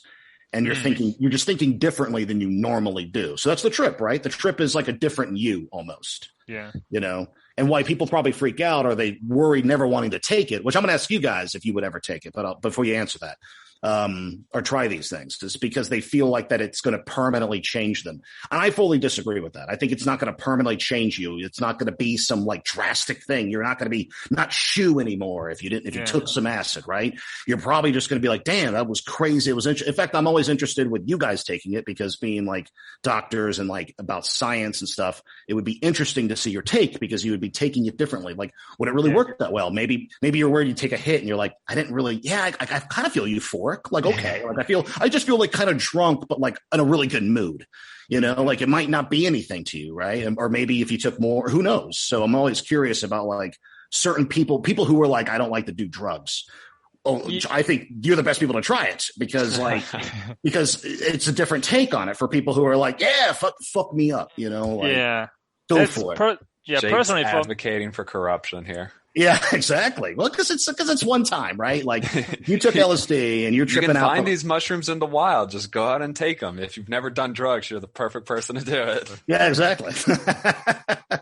Well, no, I think I rambled too much earlier, but I think Jake captured nicely what the basic idea of all of this is, right? Like these drugs are heightening your senses in the moment, right? So that's what when your senses, like you said, get intensified, right? The areas of your brain that are sensing things are heightened, and the history, like the you, is essentially your history is suppressed, right? So, I mean, it's just allowing you to experience things like more acutely, which I think if you have like a hippy dippy mindset can change you, right? Like if you experience like, oh, I've never experienced a song in that way, or like I've never seen or heard the world in that way. Like, I think people can get the impression like, oh, that like, you know, there can be a me in the world that isn't me. And that is almost like religious for some people. Whereas like, I think if you're of the mindset, like we're just like, like different systems coming together to make our consciousness, then that's just like, oh, like the system that combine like, and has history enter in was just offline essentially. Right. Yeah. And I think also the experience can sort of like humble you in a way, right? Because it's something like when you think like your everyday life, you're not really like, your mind's not getting altered. So you're thinking like, how could this thing even if it's like LSD, you're like, look at this little tab right here. How can this tiny little thing like change me? So maybe like the humbleness, like, yeah. And like you said, if you buy into it, right? If you want to have it do something deeper, it'll do something deeper. Right. No, I mean, and I think that like the smoking examples is a good one. Like you said, like they may have tasted, like your mouth may have tasted like shit. Like they may have tasted like the cigarette, like they haven't before, because they weren't. Exactly. Yeah. So, I mean, I think that like, it's like you perceive things purely in the moment. So. Right. So Mike, are you going to take it as Jake's question for you? I mean, again, what's your thoughts on drugs? I guess, yeah. Well, I mean, I've obviously like done zero, so I'm pretty boring. But I mean I guess like, I think some of these experiences are interesting. My greatest concern is the potential confusion. Like, so I mean, like, it's very hard to OD on these, like as we talked about a little bit. Because they just like, I mean, ODing often, it's like drugs you can OD on, like most directly influence like systems that control things like heart and respiration and things like that. So these drugs don't have as direct an influence. So it's hard to like give yourself a heart attack or something. But if you take a lot of these drugs, you are gonna like get to like essentially have yourself be in a place where you're so confused, you can very easily kill yourself. So. Then that's why I mean, when they talk about these, like for therapy for depression, you actually have a professional like medical trained like therapies right there next to you, right? You need so you can be safe, right? Right, exactly. They guide you, they talk to you. I think I'm not sure when they do it. I think they probably talk to you and guide you through your experience, right? Sure. No, and I mean, with a guide, I would be more open. A guide that isn't Jake. Listen, I'd be fine with you, but I'd be doing it as well. Yeah, so a lot of trust there. Which I'd be fine. I've done it by myself. It's not a big deal. Yeah, and you're not gonna, and you wouldn't even be taking so mild that like you would be in any danger anyway. Yeah. I mean that's like a heroic dose, huh? What's your thoughts on microdosing? I think microdose is cool. I never tried it, honestly. I've never tried doing that, because I'm kind of the mindset that's like go big or go home, right? Because I feel like it wouldn't do anything for me. Like I would probably be like, what am I trying to feel? What am I expected to feel? I mean, microdosing is less. I think microdosing is less about the effect and more about like long-term drugs. Stuff. Right. These drugs have more of like a neurogenerative like type of property. So like they actually like help, like they facilitate the growth of certain like connections in the brain. And that's only going to happen over time. So I think that's more what microdosing is about. Because, I mean, things like depression, like in the hippocampus, like you often don't have or people with depression or tendencies to depression, the hippocampus won't have as like dense connections or as many connections or as much brain matter. So these drugs like can help with that over time. So I think that's more what microdosing is targeting. Okay. Yeah. I was going to ask like Jake again, like you say go big or go home. I mean, go big or go home. So what's the biggest trip that you ever had? In terms of like the amount? I mean, well, okay. No, I guess your most intense trip, I guess, the experience, like most intense trip. I mean, it's hard to say, honestly, because it's sort of like, kind of like once you get to a certain point, I mean, until like, you can really increase it. And then you're like, probably, you're going to take like a, 20 hits of acid or something like that because that's where, with LSD, you can, I mean, if you took like 1,000 hits, I think you would die because it would mess with the serotonin and would like mess with something. And I think that's where I think you can overdose on that. But that's why it's hard to, because like you're never going to need to take that much. Yeah. But I'm trying to think. I mean, I don't know. I mean, I remember a couple times at like my buddy's, like, his like farm area or whatever he had or some sort of like cool outdoor, like he had a bunch of acres. His parents had like something. And there's like his acres or something. And that was pretty fun because you're out in nature and stuff. And, I mean, concerts always fun, like going to festivals. Well, did you ever see anything? Like, sure. What do you experience in your mind? I mean, in terms of like, yes. Okay. Like, actually, I'll tell you what probably is more intense than these things is what salvia was. If you remember what salvia was. But salvia, so salvia was it's illegal now, but it was a legal like sort of like I don't know, it's almost like a tobacco thing. It's like a leafy stuff, right? And it was legal like I don't know, like a decade ago, more than that, whatever. It came out like I'd say like 2000 sometime, and you could find it at head shops. And so it was a legal thing, you know, sort of how like synthetic weed was, right? Like synthetic weed was a real thing, like spice, but people were dying, you were getting seizures from that because it's terrible to do. So, not sativa. What did I say? Not saliva. What's it called? I forgot the word. Salvia. Salvia. I always mess it up. Anyway, so salvia is really intense. Okay, so salvia was a hallucinogenic thing, but it was really intense, and you only tripped out for like 5-10 minutes, but it was really intense. And it was probably more intense than like acid is and like LSD and mushrooms, right? I mean, you take a lot of those like LSD, you're not really like, it's not like there's the dragon. I mean, you're going to maybe see like, if you look at clouds, like you're going to see the waves, you're going to see it move, you can see shapes and stuff.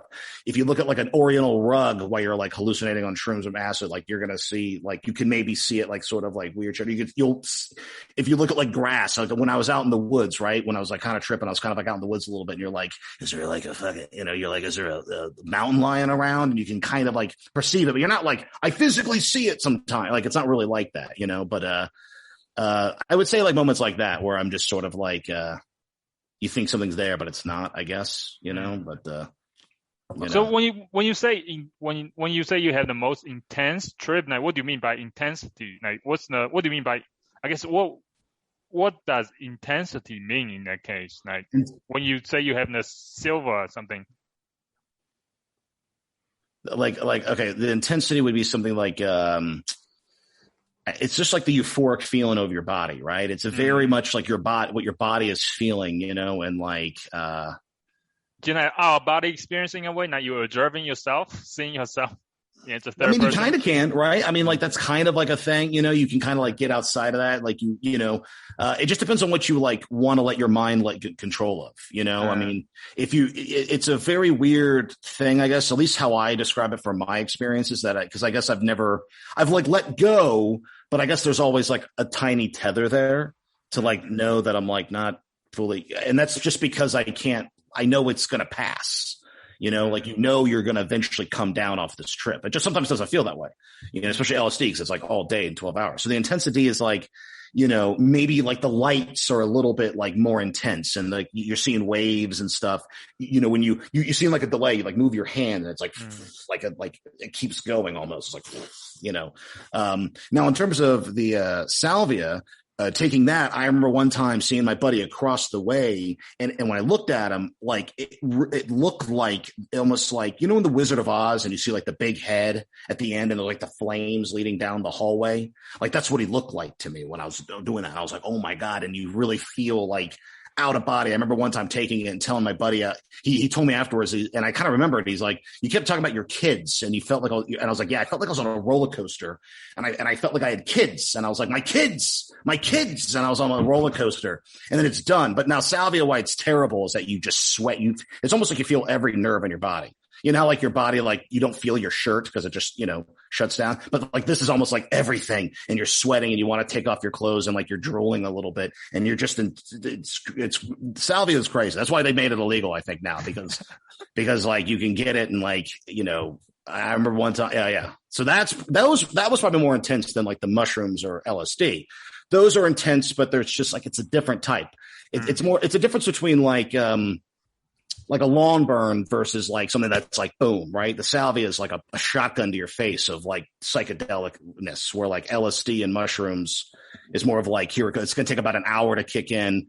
And then it's like a constant crescendo. And then you peak. And that's when you're like, holy shit. And you're peaking for a while and then you come down, you know, and that's how it's like always is. So the peak is the intense part. And that's just like, you're feeling good. You know, your mood is probably up. You're feeling your body. You're like, oh my God, like things feel good. Like when you ecstasy, right, is very much like you touch, like if I saw your tie and your tie looked weird, I'd be like, I want to touch that pattern, you know, and you feel really good on ecstasy. You're like, oh my God. And same with like LSD and like mushrooms a little bit. You're like, oh man, I feel good, you know, and like, and whatever I'm experiencing, the stimuli is like in just more. It's just doubled. So if you're watching a concert, you're watching a movie, and then you could be watching a movie and you're like, I'm just watching Shawshank Redemption. And you could be like, and maybe someone's like you're like starting to cry from it. And you're like, what? You're like, I just feel for this guy. You're like more into it, right? You're like buying into this, like it's like your mind is like, let's play the ultimate pretend. You alter everything. Like, and what you're watching is like, you embody that. You are, in Shawshank and you feel it. And so you're like, my God. Where normally if you watch it, you'd be like, oh man, that's an emotional movie. I can feel it. But you're not like, you just know it's a movie. Where if you're tripping, you might like, it like tricks you that it's not almost, like it's real. It's a little bit more real than it really is. Anyway, I'm blabbling on, but no, you're good. So Matt, are you convinced? Are you going to take it? Here's what I think we should do. I think we should have a podcast where Mike takes it at the very beginning and we just sort of document, his thoughts and experiences over the course of it. It'd have to be a long enough podcast to like get in there, right? It'll be like a 3-hour ordeal, right? A special edition. It'd be like some 30-year-old PhD, first time like doing any drugs, get like 2 hits of LSD and just go. Yeah. Now, would you guys take it? Would you ever try it? So Matt, would you ever try it? I'm not 100% against it, but probably not. I don't know. I guess I would need a context that really made me want to do. What would make you? What makes you worried about taking it? Like what holds you back from it? I think it's less about worry and just about. I don't know. I guess it's like not generally it's not things I want to do. It's just never really had a desire. So like when people, when people talk about like mind altering experiences and stuff, I'm always just like, I don't know. My first reaction is like, doesn't even sound that like enjoyable or fun. But yeah. No, you're pretty happy with your own mind already. Yeah, I'm pretty happy with like, I don't know. I always feel like there's more stuff I want to do normally that I enjoy that I don't never have enough time to. Yeah. So I guess kind of my perspective is always like, I'd rather just be doing something else rather than just like taking a drug. But I don't know. It could be an interesting experience at some point. I'm not going to I would say like Matt is probably the most contented person I ever met, I ever known. Like really, also like really comfortable with himself, like not really depressed or anything. Like really just like what's your very secret, content Matt? and comfortable. I just like very confident as well. So I just share the wealth, Matt. What? Yeah, share the wealth, Matt. Come on. I know. Like give us some of that, right? How did you? I always want to ask Matt that question. How did you get that? I guess. I don't know. I feel like, I guess first of all, thanks for the compliment. Makes me feel good. But I don't know. Childhood trauma. No childhood trauma. No childhood trauma. I guess, yeah. I guess, Mike, do you agree with my assessment with Matt? No, I feel like Matt is pretty good, like pretty well reasoned when it comes to like, like, I don't think he has like any unreasonable anxieties or depressions that I've like seen. So, yeah. All right. So I don't know Jake as well, but like, I feel like Mike's as confident and comfortable as I am. Is he not? I'm a good actor. No, what do you mean? Or am I the better actor? See, I mean, we all have different faces, right? So that's right. No, that's 100%. Because I mean, all of this, that's like, because the attraction of this drug to me, or these types of drugs to me, is like, I'm very skeptical and push back on, like, they're going to change me long term. But like the attractiveness of the drug in the moment is absolutely the immersion in the moment, right? Like, I mean, that's like, that is something I absolutely struggle with. And that's because, I have a reasoning part of my brain. So it's like, if you could shut that off temporarily, yeah, like it would be nice to be more immersed in different things. But I guess it's like people who are changed by that just have sort of a different mindset than I do, because they're like, oh, like in a way they're, I guess, better able to be like, oh, that wasn't that immersion experience good, and they're like better able to do it when the drug is, I guess, off or whatever, when the drug is no longer in their system, right? Mm-hmm. So I don't know that it would change me, because I don't know how good I would be about turning, like, like I know why that part of my brain was turned off. And like, I guess you could say like, oh, well, if you have a good experience with that, it makes you strive to do that. Right. So. I mean, it depends on how you go in that. And the way I look at it, that's why I think of it more recreationally, right? Like if you're like, hey, I want to get drunk tonight, right? It's almost like that. Like you want to get drunk. If you have an idea of, now that's a different feeling, obviously. And like, but if you treat it that way, almost, it might be more, it's not going to necessarily, if you don't go in it and be like, I want to change me for the future, right? I want to better me here. I mean, right. If you went in and just be like, hey, I want to like experience things tonight, like as they are, without my, biases, or like with less biases coming in, right? So sure, yeah. So if that was what you wanted to tell yourself, because frankly, I mean, it's kind of however you, I don't know, want to be in the know. That's what's weird. That's what's interesting about it, right? I mean, like Right. Well, no, I think that's my biggest issue is like my poor ability to live in certain moments. So I think that would be an interesting aspect of taking something like this. So. Why like though? Are you? To me, Mike. Yes. Go ahead, Matt. I was just saying, sounds like you got a good reason to try it. Yeah. Yeah. So, were you like you say? Were you because you're worried about something else that in your mind that like anxious about something else that prevent you from being in the moment?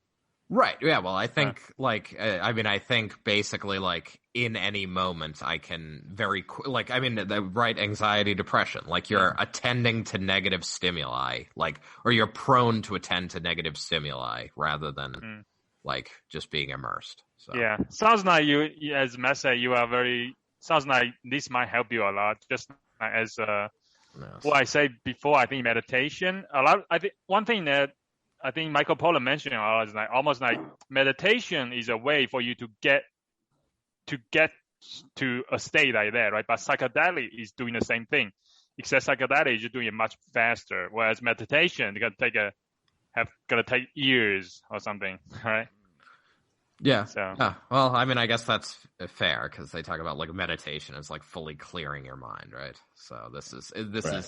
And what they mean by that is presumably clearing your mind of I guess I'm losing the word here, but like the voice in your head, the regulation, right? Like, so this part of your brain is very much associated with regulating behavior. So you're cutting off like regulation to a degree and just experiencing. So. Yeah, I mean, because all the chemicals, all the medicine are in your brain, right? Your brain can generate all these chemicals by itself, but it's just like, you can't. It's hard for you to do it yourself, right? Right. Well, yeah. I mean, yes. I mean, yeah. In theory, so I mean, the chemical like LSD is not present in your brain, right? It's mimicking something like serotonin, like it has chemical properties that lets it act like serotonin, but it isn't like equivalent to what's in your brain. Mm-hmm. So. I feel like the equivalent of producing yourself would just be schizophrenia. Yeah, exactly. Yeah, it is. You have hallucinations, right? It's the same thing, right? Yeah. So I mean, the hallucinations and schizophrenia are caused by something different, but yeah, that's why they're often auditory. Yeah. Right. No, this reminds me though. One of the reasons I was interested in the ego death part you mentioned, because I had heard stuff like that before, and well, we've talked about like what it means, like what you are, right? Like we've had conversations about like, oh, if you go through a teleporter, is that you, and whether it's sending the molecule atoms or not, and like debated like what what makes you basically. And I feel like, I don't know, at least I've experienced is like when you really go down that rabbit hole enough, thinking about the sort of philosophy and science behind it, you kind of like this. Normally you have this pretty clear, stark, like this is me and I'm separate from the universe, right? That's like pretty hard coded into your brain. But like when you dig into that rabbit hole enough, it starts to separate and get a little blurry. And I've been in that like experience of being like, oh, like what even am I, and thinking about it like that. So when you talked about like ego death and stuff, it's kind of, it almost sounds like a drug way to kind of get to the same mental state. Sure. In a sense. Right. Like there are like multiple ways to do at least some aspects of it. Right. Because it's sort of like, I mean, you're taking away a part of your brain that like helps to combine different sensations. But like, if you remove that part of the brain, it's like you, like essentially just you experiencing like, sight and sound like in a more pure way. I mean, it's still like in those areas are still interacting with one another. So it's still like a sort of cohesive cognitive experience. Like you're still conscious, so. Mm-hmm. Yeah. All right. So I want to ask one of the most important question to Jake. So how do you recommend someone if someone want to start experiment with it? How would someone experiment with it safely? How do you make sure you do a safe trip or something like that? I mean, if you were to do, I mean, know what it is, and that's kind of hard to do. I mean, with mushrooms, you can definitely know, right? Like if like that, like you can easily identify, get a book, whatever. That's if you're going to go hunting for it. That I don't recommend. If you don't recommend that? Well, I mean, not for your first time. I mean, that okay. you need someone then who knows what's up. Like, don't go out there with just a book. I mean, you could, I guess, but like, it's still probably better to have an expert with you, right? Who can go out and like identify it in the wild and be like, yeah, that's this, that. That will kill. You'll trip out, but just once, and that's it, and then you'll die. Some mushrooms are very like poisonous, right? Oh yeah, you'd be dead. Yeah. Oh yeah. That's why it's pretty freaky, honestly. So, but it's like that purple, right? If you can see like that purple, I guess. But there's like different kinds. Like there's a new mushroom, or I don't know if it's new, it is, but I guess it's like new on the market, right? It's called penis envy, and it's this mushroom. And the reason why it's called penis envy is because it looks like a penis.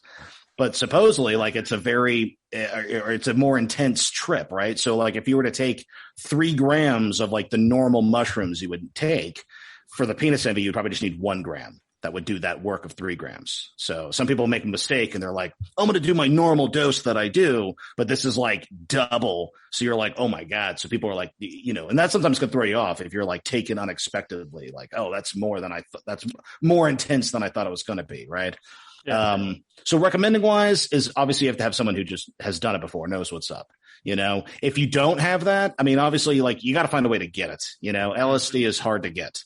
Mushrooms isn't as much just because it's like a natural thing, people, we can't just call Jake. No, Joe, you don't just call me. You don't just call me. All right. Delete this. Jake is a law abiding citizen. So this is true. Thank you. Yeah. In the moment. But I would say definitely have someone there with you is always great. If you're to try it, and if they're sober, that's cool too. That's probably the most ideal, obviously. Yeah.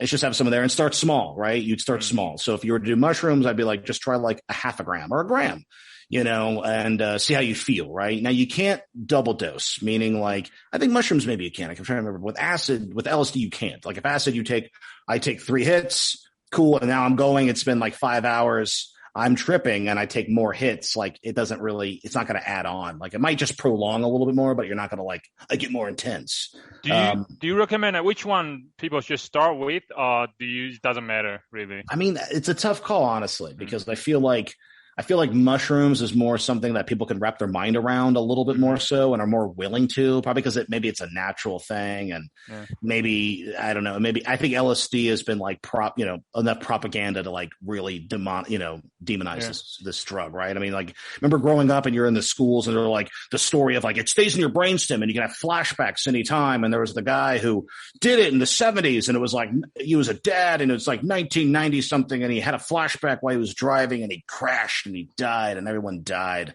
And you're like, that's not really how it works. I don't really think that's, how it goes. I mean, I've never had a flashback, I mean, maybe after you do it freshly, like if you like smoke, maybe like you can kind of feel like it can kind of like re-trigger, but not really. It's so soft. Like it's not really, it's probably not even really noticeable. You just, and that's some of the too. Are you just placeboing yourself with some of the shit?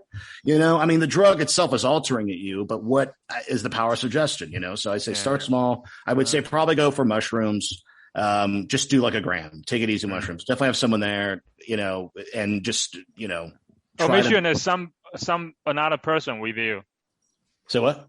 You say make sure there's another person with you. Yeah, just for the sake of like, it's not so much for safety. You're not going to, if you're taking it for the first time and you're taking like 1 gram or like a hit or half a gram, you're not going to freak out and like grab a knife and kill yourself. You're not going to fall out the window. It's not going to be intense like that at all. If anything, you're just going to be more like, I just want to get out of my house or something, right? If you're like in your apartment, maybe you want to get out or you're bored. You can be like, I want to talk to somebody, have someone there to like hang out with. Because then maybe you get more in your head, right? Then maybe you freak yourself out and you overanalyze a lot of stuff, right? And you're thinking about crazy, and that's where it can get kind of like, now you're having a bad trip, right? Because now you're just bumming yourself out. But if you have someone there and you're having fun, and then also the activity depends on what you're doing too. Start small and go in it in a good place. Like if you're just like, my mom died, let's trip out. You're like, that's a bad move, man. But if it's but if you're just like, I'm neutral or I'm in a good place, if you're like, I got a promotion, everything's great, that would actually be probably the most ideal if that's, but like otherwise neutral and just try to like, and then also know that it's going to end. Like this is just a trip. You're altering your mind and then it's over and it's done. And the most that you're going to come out of it is, or the least you're going to come out of it is just like, oh, that happened. Okay. Anyway, it's Saturday. I guess I'm just going to hang out, like that's why I don't think it's as a big deal as everybody seems to do it. That's just people wanting to make it a big deal, right? Everyone who wants to get hippy dippy with it, you want to have this cool thing and experience, but really, and you want it to change you, but I think at the end of the day, like if you just realize like, it's like I just drank, right? I got drunk. I took some drug that altered the chemistry of my brain and the synapses and all this stuff and the, receptors or whatever it is. And it's physical, and you realize like that's all that was, then like at the end of it, you're just going to be like, okay, I did that. That's why I think like, Matt, if you did it, you'd be fine. You would probably just be like, oh, okay, well, I just wasted my Friday night, like that's how you look at it. Like, I just wasted a day. Your cats, you would probably see Matt, you would be tripping and you'd be like, I love my cats. How you were like, they're needy. Maybe the positive thing would come out. You'd be like, you know what? I really do appreciate my cats. I'm so fucking happy I have my cats. And you'd be petting them and you'd be like, they feel so good. You're so cool. You'd be like so into it. You'd be like, my God, this cat. And then maybe you'd be like, what's it like to be a cat? What's it like? It kind of sounds to me like this is a whole nother question, but it kind of sounds like skydiving to me, right? And then that it's like maybe like at some point you'd be like, it's an intense experience, right? And it's like maybe you decide, I'm going to spend a weekend and I'm going to spend some money and I'm going to go do that as like for something for fun, right? That's what it sounds like to me. Which I also haven't skydived, but I'm like maybe someday I'll get around to it. You can do it. You can do it when you're 96, like George Bush. Well, I have skydived, and I actually wrote that down on my phone as a thought. Is like skydiving is sort of like taking a drug like this. So it's funny you brought that up. Yeah, we're on the same level. Great minds. Yeah. So it's but yeah, skydiving is sort of like it's a unique experience like that. Like doesn't necessarily like obviously we haven't evolved to like be able to place skydiving in our like normal like day-to-day experience.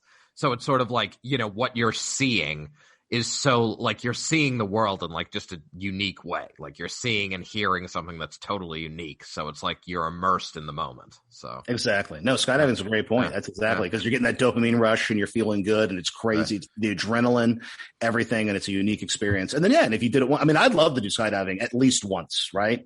Now the difference is this. Skydiving, you can go once and that could be your last time. But if you take LSD one time, it probably is not going to be, unless you do a crazy amount, right? Unless you actually do but like most likely that's not going to happen. So, So talking about the dangerous side. So what's the, did you ever have a bad trip or no? Not really. Okay. I think when I was younger, the only time I ever really felt like, holy crap, was actually it was actually marijuana. And it was when I was younger, it was like sometime in high school maybe. And I ripped a bong and, it was just, I guess I just smoked a lot or it was just a really intense hit. And that's when I was like, oh my God, like I was kind of freaking out a little bit then, but that's the only time I ever had anything weird in terms of like mushrooms or LSD or any of that stuff. Like, not really. I mean, what, go on. Do you have any like cautionary tales, like bad trip stories that you heard? Maybe just give it people and say, hey, there's a dangerous side to this as well. I would say don't go in it with a bad mindset. Try to not go in public places, right? You probably don't for your first time because you're going to because also if you're kind of like, I've never done drugs, right? Or anything like that, then you're not used to like a sort of law-breaking mindset, right? Like you're doing something you shouldn't be doing. So you're going to be like, do people know? Like, oh my God, I'm going to get in trouble. And there's and then you have to think of like, how do I got to act with these people? So I would recommend don't go to public. Maybe if you can get out of your place, like start it at your home And then if you feel like you want to leave, that's why you have someone with you, right? Because then they can go, let's drive to the park. If you have to drive to the park, they could be like, let's drive. And they'll drive and you're in the car, and that'll be a whole interesting thing. And you can go to the park where it's like outside and there's a chance, or like you go on a trail or something, somewhere where there's not going to be people, somewhere where you can get out at least, and something that you can do, So that's why hiking or something like that, you're doing something, you're striving. I mean, I've done it and played video games, right? But some people don't like to do that. But I've done it playing video games, and I played Skyrim or something, and I could just. Did you see your performance improve, or did you get better in it, or no? There were probably some times where I would just sit there and you would just stare at, you'd be like looking at a waterfall, and you're like, that looks really cool, So I would just be like that. It's almost like you're not really playing almost at that point. Like it starts off where it's like you're playing, and you're doing normal quests, and then eventually you're just like, look at that dead body, it looks weird. You're looking at the graphics, and you're like, look at the water. It's weird. It's cool. And you're like watching the moon, the sunset. You just sit there. Sometimes I just get kind of zoned out. It just depends. Because then you think about stuff, right? You can get a little bit trapped in. That's why it's good to have a person, because you can talk to somebody. Because otherwise, you're just going to talk to yourself, and you just have you on this weird trip. So the cautionary tales would be: don't take too much. Try to go in with a good mindset. Be with somebody, and have a way to go and do something, or be somewhere that if you want to get out, because you could feel trapped. You could be like, I feel stuck in here. I feel stuffy. And you can get out. Now, that's not always the case. It just depends on the person. So, but I think good mindset is probably the most important, and having somebody there, and don't do too much, so right. Treat it. And also talk to your doctor, I guess, before you take any drugs. Jake is not a doctor. I am not a doctor. It's true. I mean, I guess you could. But I still feel like a regular doctor would probably be like, maybe don't. But yeah, that's what I was thinking. I'm like, I think their advice is going to be the same. Yeah, that's like asking your mom. It's like go to your mom, like, Mom, should I take acid? She'd be like, what? What's wrong with you? No, So I feel like a doctor would say the same thing. They'd be like, I don't recommend it. All right. Junto Club do not recommend drugs. That's right. Well, hold on here. We don't want our listeners to be schizophrenic.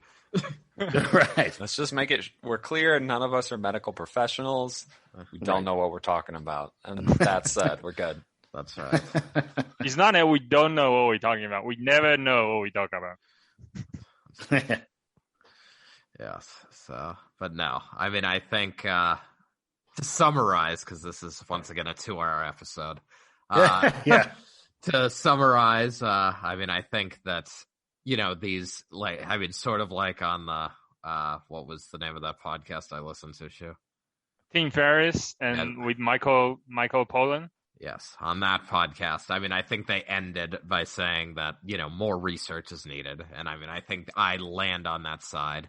I mean, I think based on my somewhat limited understanding, these drugs have potential to help SSRIs, but they're more of a blanket treatment for mental disorders or mental illnesses that are super individualized. So I don't think they're a cure-all. And I think these hallucinogenics are interesting because, they sort of allow you to immerse yourself in the moment, and with certain, up sensation while lowering sort of that voice in your head that sort of regulates behavior and how you view things. So, and I mean, I think that can lead to, long-term changes if people experience something acutely enough where they're able to take that with them. So. I think there's another point they mentioned, antidepressant there's no new drug for treating depression since 1990s, right? And then this is the new thing, has a very potential is very great. That's yeah. Sure. Yeah. But I guess my objection is what Matt used the right word, pretty early in the podcast. Precision is in order to treat people's anxiety and mental issues, it's every individual has 100% of individuals have different mental issues. So. Oh yeah. So then that's why I feel at least the psychedelic I was talking about, they were, at least I heard, and it's not a drug that you just take. It's not a pill you take, right? It's almost like therapy section. You go to see a therapist, psychedelic therapist, and he sit with you. You take it and he walk you through your experience, basically. So it's individualized in a way, right? Sure. No, I mean, I guess that's 100% true. I mean, that's why, Manson used it to. Because it makes you suggestible, and people can. It Who's makes Manson? you.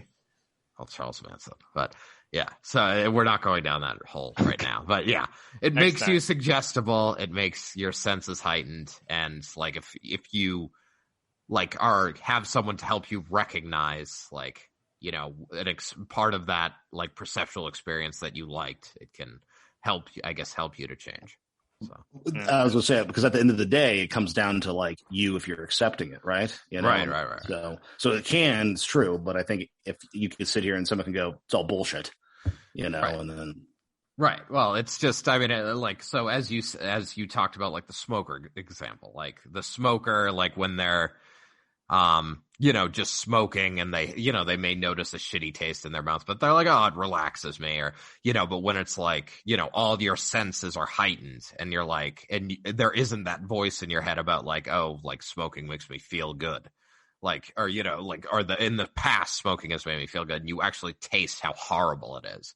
Like if you come back after the fact and you can sort of, I guess, hold on to like, it was just such a terrible taste in my mouth. Like, but hold on to that for how long, right? Because you could be like, I quit cigarettes for what, like 2 weeks, and you're back at it.